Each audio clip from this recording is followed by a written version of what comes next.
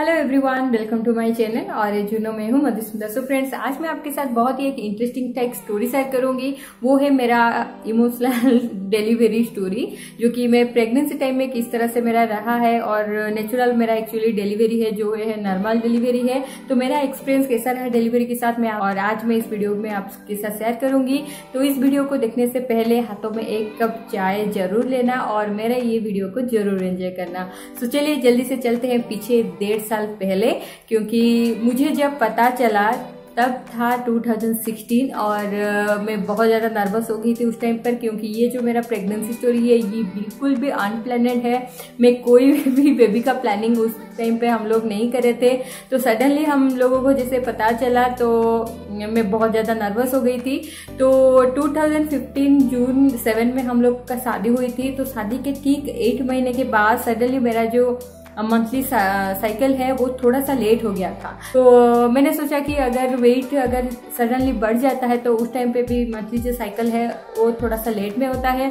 तो उसके लिए थोड़ा बहुत मैं मेरे होम रेमेडी स्टार्ट कर दिया था, जैसे कि एक्सरसाइज करना, ग्रीन टी पीना, साथ ही साथ पाइनएप्पल जूस पीना। क्योंकि मैं नेट पे बहुत ज़्यादा सर्च करती थी गूगल पे कि ये मुझे क्यों हो रहा है और क्या हो रहा है। तो गूगल में जो भी होम रेमेडी देता ना तो उसको मैं फॉलो करती रही। तो एक्सरसाइज वगैरह ये सब मेरा चलता रहा।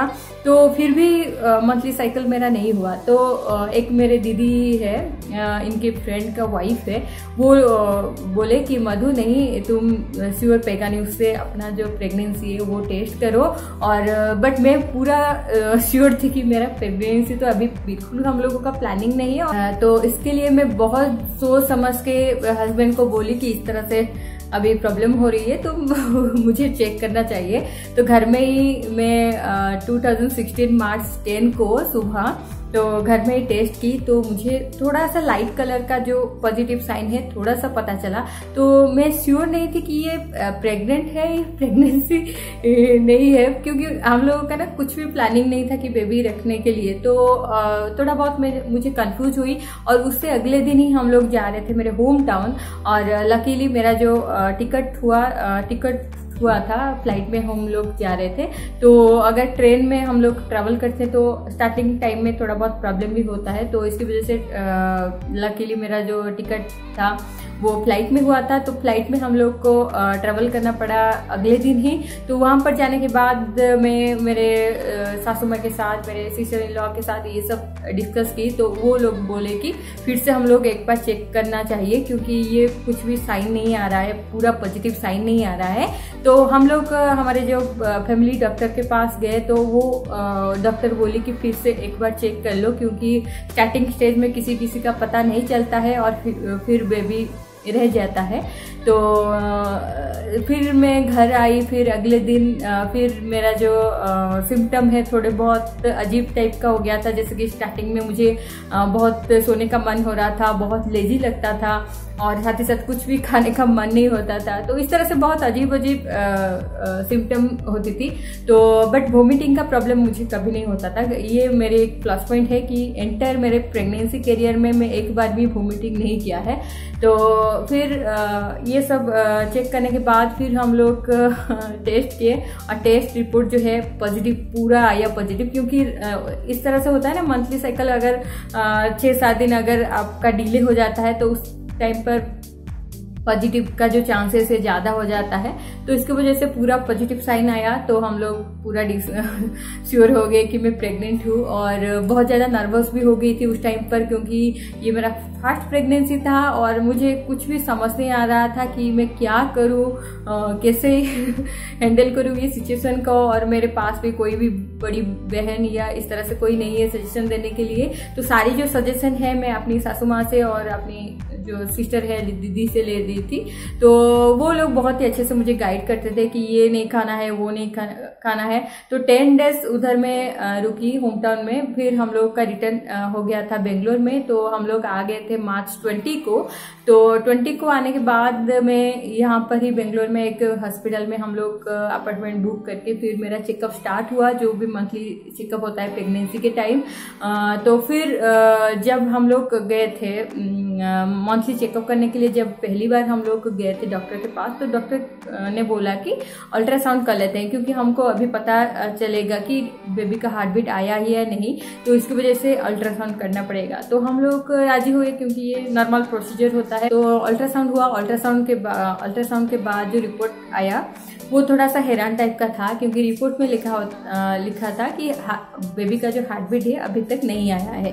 मीन्स उस टाइम में मेरा हो गया था 1.5 महीना आई थिंक हो गया था, 6 वीक्स आई थिंक हो गई, 6 से 7 वीक इस तरह से हो गई थी।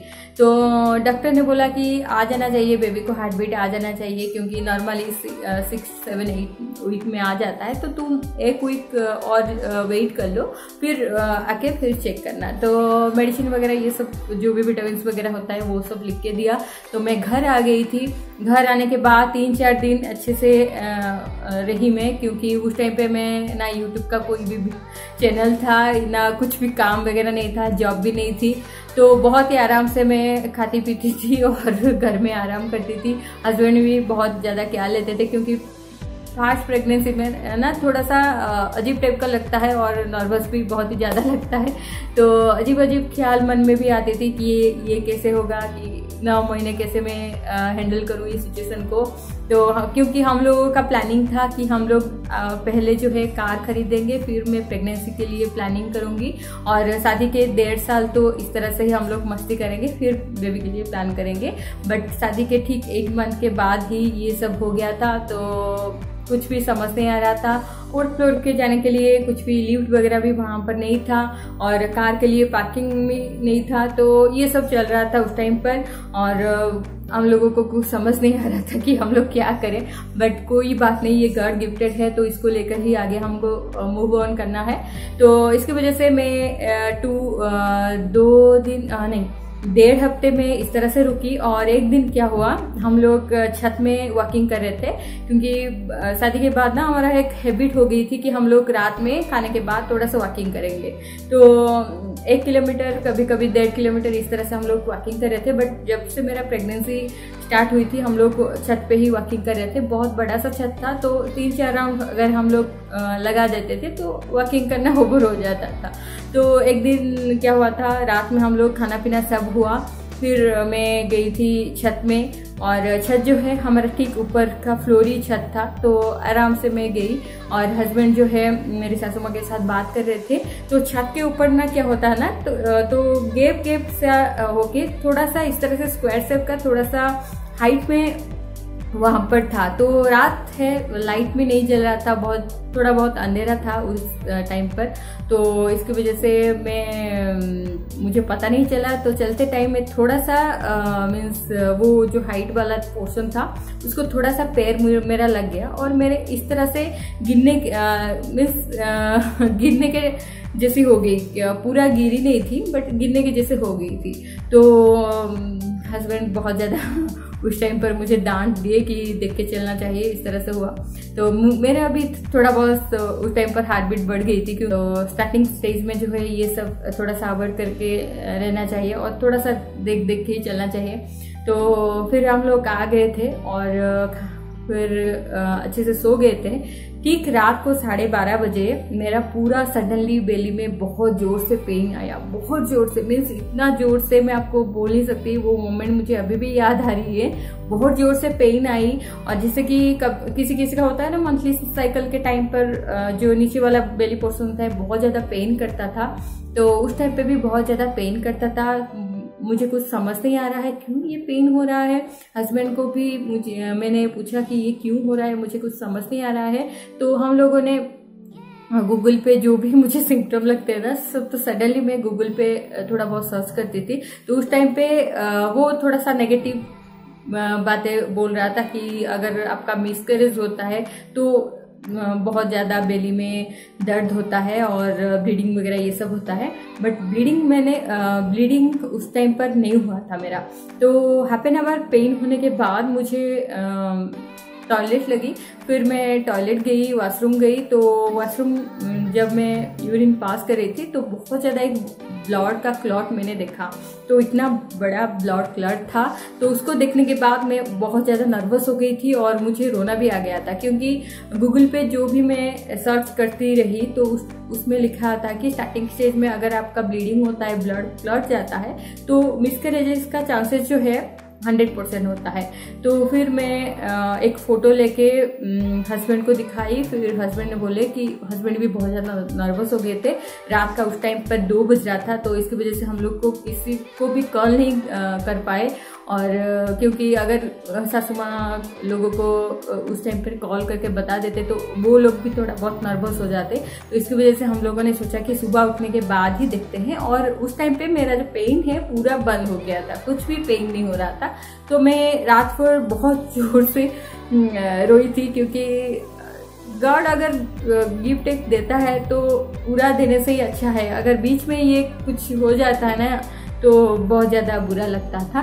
तो बहुत ज़्यादा प्रेगनेंसी जब होते हैं ना एक औरत, तो मन में बहुत सारा ड्रीम वो देखते रहता है पहले टाइम में भी। तो मेरा भी उस टाइम का सिचुएशन उस तरह से ही था, तो बहुत ज़्यादा उस टाइम पर नर्वस हो गई थी।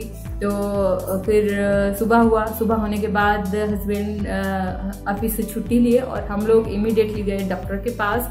तो रास्ते भर पूरा हम लोगों का दिमाग ब्लैंक था। हम लोग का उस टाइम पर कार भी नहीं था, बाइक में हम लोग गए। और अराउंड हम लोगों का जो डिस्टेंस था ना हॉस्पिटल से हम लोगों का घर, अराउंड 23 किलोमीटर डिस्टेंस था। तो फिर गए तो डॉक्टर को हम लोगों ने मैं जो फोटो क्लिक की थी वो फोटो दिखाई। तो डॉक्टर ने बोला कि आप पहले जाके अल्ट्रासाउंड करो, फिर आके बात करना। तो मैं पहले अल्ट्रासाउंड करने के लिए गई और सडनली अल्ट्रासाउंड में मुझे पता चला कि बेबी का हार्ट बीट आ गई है और बेबी बिल्कुल भी फाइन है। तो उस टाइम पे बहुत ज़्यादा हैप्पी हुई थी, क्योंकि हमारा जो हॉस्पिटल था ना, अल्ट्रासाउंड के जो रूम पे हस्बैंड को भी अलाउ होता है और हस्बैंड भी अच्छे से वो जो हार्ट बीट का साउंड है वो सुन पाते थे। तो हम दोनों को बहुत ज़्यादा उस टाइम पे हैप्पी हुई थी, बहुत ज़्यादा खुश हो गए थे हम दोनों कि कुछ भी नहीं हुआ है। जो हम लोग सोच रहे थे इतना ज़्यादा नेगेटिव थिंकिंग, वो सब कुछ भी नहीं है। तो बहुत ही ज़्यादा एक गुड न्यूज़ लेकर फिर हम लोगों ने डॉक्टर के पास आए। तो डॉक्टर ने बोला कि स्टार्टिंग स्टेज में क्या होता है, अगर आपका एज कम है तो यूट्रस जो है थोड़ा सा स्ट्रेच हो जाता है प्रेगनेंसी के टाइम पर। अगर ज़्यादा स्ट्रेस हो जाता है तो उसकी वजह से थोड़ा बहुत ब्लीडिंग होता है। वो ब्लीडिंग इसलिए ही था। तो अभी बिल्कुल ठीक है, अभी बिल्कुल नॉर्मल है, कुछ भी घबराने वाली कुछ भी बात नहीं है। तो तुम आराम से जाओ और जो भी मेडिसिन वगैरह वो सब कंटिन्यू करो।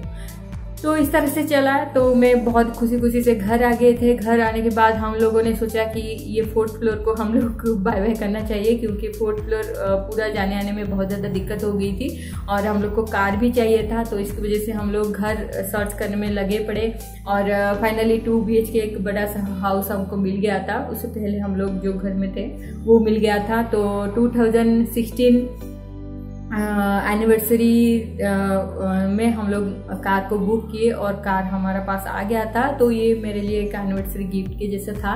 तो फर्स्ट एनिवर्सरी में कार आया था और कार आने के बाद हम लोग शिफ्ट किए। शिफ्ट करने के बाद सब कुछ अच्छा चला था। मेरा 5 मंथ कंप्लीट हो गई थी। 5 मंथ कंप्लीट होके 6 मंथ जब चल रहा था, मैं बहुत सारा वॉकिंग ये सब स्टार्ट कर दी थी।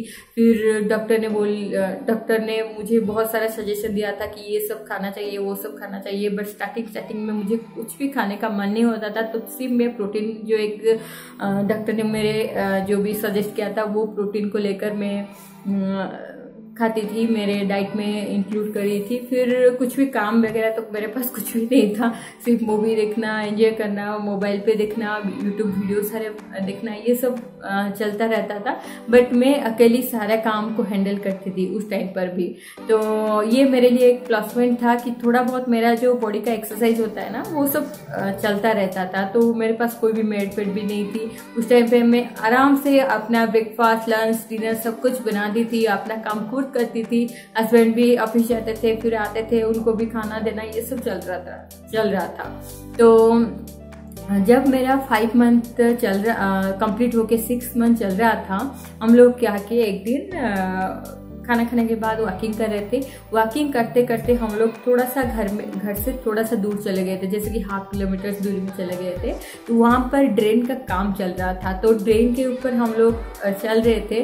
तो सडनली जो है मेरा पैर जो है ड्रेन के जो गैप होता है ना, क्योंकि वो लोग ड्रेन पे ऊपर कुछ सीमेंट का कुछ प्लेट वगैरह डालते हैं, तो एक प्लेट से और एक प्लेट से जो गैप रहता है उस गैप पे मेरा पैर जो है पड़ गया था। तो उसकी वजह से मैं थोड़ा सा अनबैलेंस होके गिर गई थी। तो गिरने के टाइम पर मेरा माइंड में था कि मैं प्रेग्नेंट हूँ, क्योंकि 5 मंथ ऑलरेडी जब स्टार्ट होता है ना, आपको फुल थोड़ा सा बेली भी बाहर आ जाता है और आपका थोड़ा बहुत बेबी मूवमेंट ये सब फील होता है।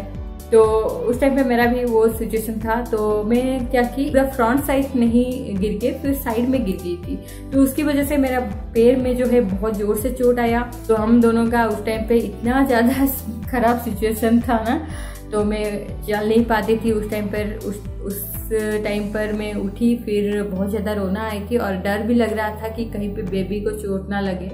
तो उधर हम लोग 10 मिनट्स के लिए बैठे, तो वो ड्रेन के ऊपर ही। फिर बहुत ज़ोर से रो के मैं चल के आई। रात का उस टाइम पे बज रहे थे 12:30 और 12:30 बज रही थी। तो बहुत ज़ोर से मुझे मीन्स लगता है ना कि बेबी का मूवमेंट कुछ भी नहीं था उस टाइम पर, कुछ भी नहीं था। तो इसकी वजह से और भी थोड़ा सा टेंशन में हम लोग आ गए थे। और हस्बैंड ने बोला कि नहीं अभी चलते हैं, हॉस्पिटल चलते हैं और जो भी प्रोसेस होता है वो सब अल्ट्रासाउंड वो सब करेंगे। अगर बेबी ठीक होता है तो फिर हम वापस आएंगे। तो ये सब चला। तो और एक यहाँ पर मैं आपको पॉइंट बोल देती हूँ।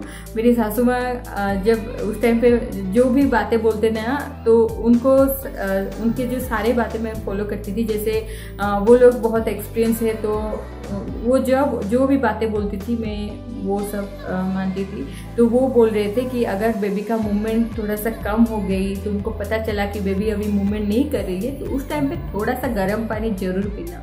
तो मैं क्या कि हस्बैंड को बोली जल्दी से थोड़ा सा गर्म पानी लाओ, मैं पी लूँ, तो उसके बाद कुछ डिसाइड करते हैं।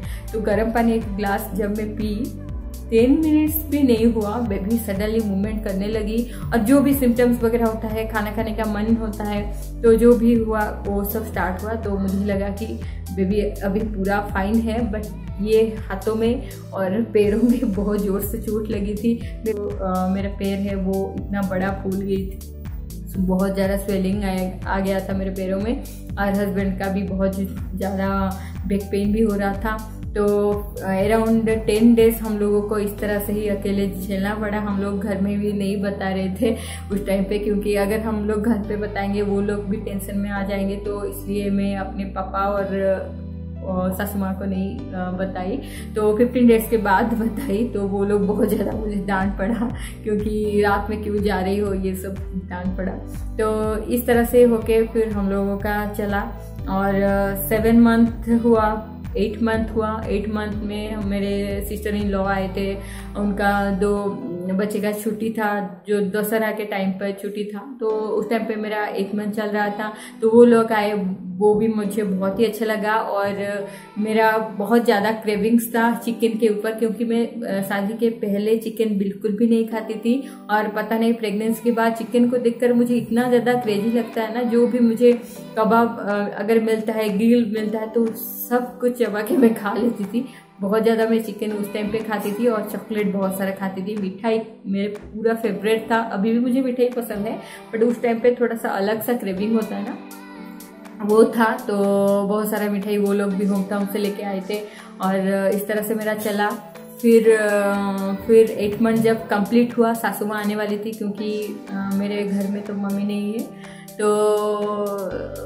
तो उस टाइम पे थोड़ा बहुत मम्मी को बहुत ज़्यादा मिस करती थी, क्योंकि मम्मी लोग बहुत अच्छे से ख्याल रखते हैं और बेटी को क्या चाहिए, क्या खाना वाना चाहिए, वो सब बना के देते थे। बट मेरा जो उस टाइम का हालत था, मैं खुद बना के खाती थी।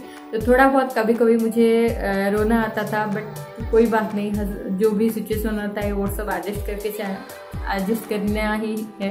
तो इसलिए उस टाइम पे मैं एडजस्ट करती थी। और 8 महीने पूरा कंप्लीट होके 9 मंथ का फर्स्ट वीक चल रहा था। तो सासू माँ आ गए थे और सासू माँ और मेरे पापा मीन्स ससुर जी आ गए थे। तो मम्मी पापा आने के बाद मुझे बहुत ही अच्छा लगा और वो लोग खाना पीना सब कुछ मेरे किए, बहुत ज़्यादा अच्छे से देखभाल कर रहे थे।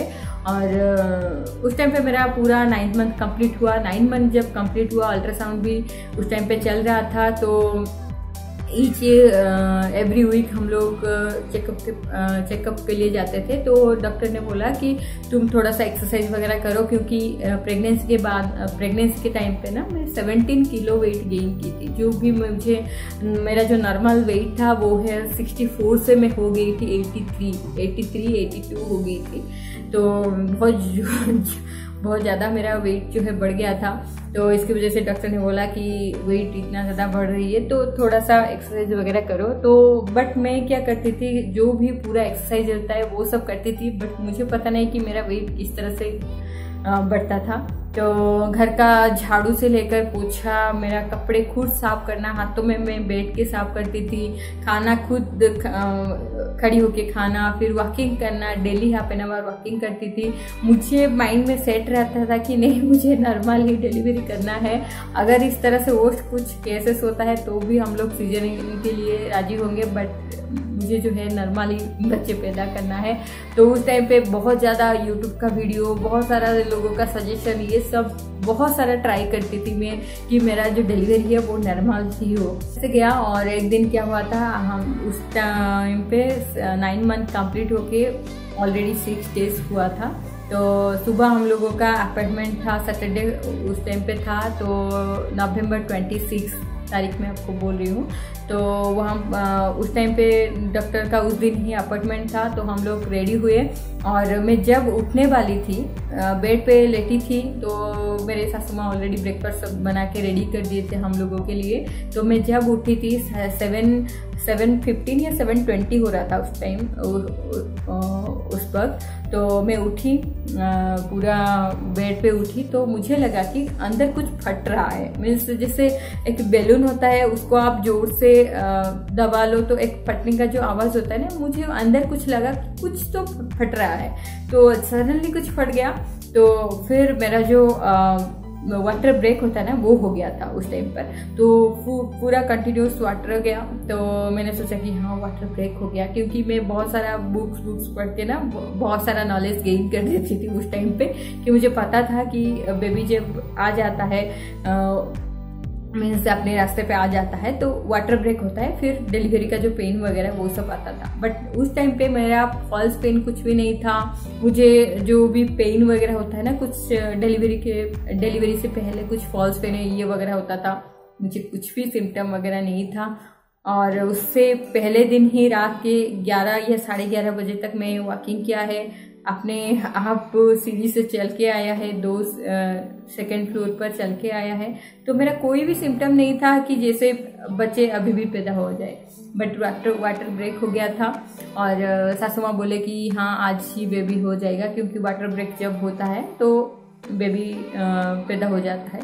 तो हम लोग को इमीडिएटली पूरा रेडी होके फिर हॉस्पिटल के लिए गए।